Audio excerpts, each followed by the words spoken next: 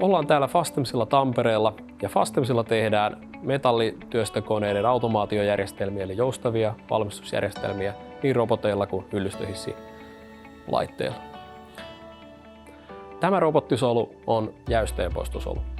Jäysteenpoistoa tarvitaan sen takia, että kun koneistetaan, kappaleisiin syntyy usein metallinen terävä ainejäämä, josta saattaa tulla haavoja tai joka saattaa olla jopa kappaleen toiminnallinen este. Ja sen takia ne täytyy poistaa.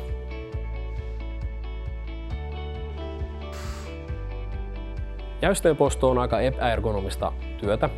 Siinä ollaan usein tekemisissä työkalujen kanssa, jotka tärisee, työasennot on epäergonomisia, puhutaan pölystä, kipinöistä. Ympäristöt ovat usein meluisia, joten on aika haastava löytää ihmisiä tekemään tällaista työtä tänä päivänä, koska se on aika kuormittavaa.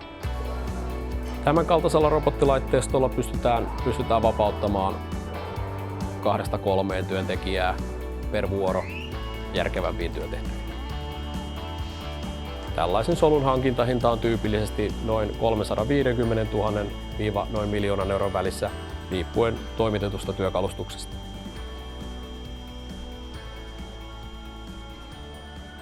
Solusta löytyy Fanucin M710 IC/70 teollisuusrobotti, jota ohjataan Fanucin R30 IB Plus ohjaimella.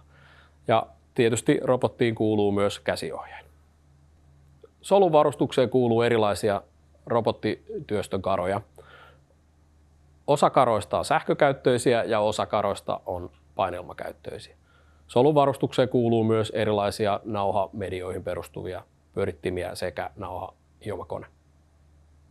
Koska kyseessä on laitteisto, jolla tehdään monipuolisia jäysteenpoistotehtäviä, robotti on varustettu työkalunvaihtajalla. Solusta löytyy myös työkaluteline. Työkalukaapissa varastoidaan robotin karat sekä prosessityökalut. Koska kyseessä on testisolu, on tämä solu varustettu huomattavasti kattavammalla kirjolla työkalustusta, mitä tyypillisessä toimituksessa on loppuasiakkaalle. Muilta ominaisuuksiltaan solu vastaa pääpiirteiltään hyvinkin paljon loppuasiakkaalle toimitettavaa robottisolua.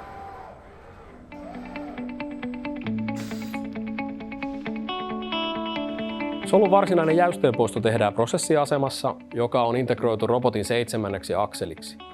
Koska prosessiasema on robotin ulkoinen akseli, akselin pyöritysliikettä voidaan käyttää suoraan osana robotin ohjelmaa. Solun turvallisuus on toteutettu Turva PLC-toteutuksena, joka valvoo ovilukkojen, ovirajojen, robotin tilaa. Lisäksi hyödynnetään robottiohjaimen Fanuc DCS eli Dual Check Safety-toimintoa, jolla robotin työaluetta valvotaan. Solu on varustettu suojahuoneella, jossa on ääntä eristävä rakenne. Lisäksi solusta löytyy pölynpoistolaitteisto. Solun ohjaimena toimii teollisuus PC, jossa pyörii Fastemsin MMS-ohjaus, jolla hoidetaan solun työjonon rakentaminen sekä työjonoon liittyvät mahdolliset resurssitarkastelut. Solun käyttöliittymänä toimii 22-tuumainen kosketusnäyttö.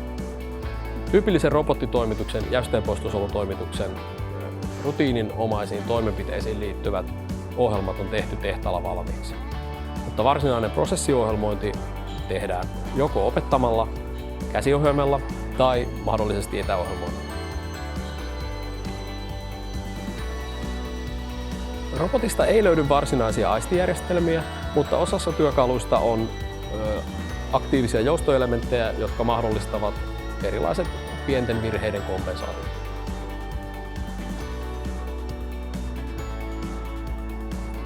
Suurimmat tekniset haasteet liittyvät varmaankin suureen erilaiseen kappale- ja materiaalikirjoon. Erilaisten piirteiden luoksepäästävyys ohjelmointitilanteissa sekä näille sopivien prosessityökaluvalintojen löytäminen.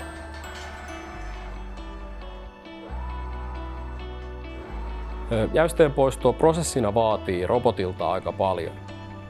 Tarvitaan jäykkyyttä, ratatarkkuutta, toistotarkkuutta ja lisäksi toimitaan usein pyörivien työkalujen kanssa, jossa yhteistyöaspektit jäävät luonnollisestikin pienemmäksi, koska solu täytyy käytännössä aidata kiintein seiniin.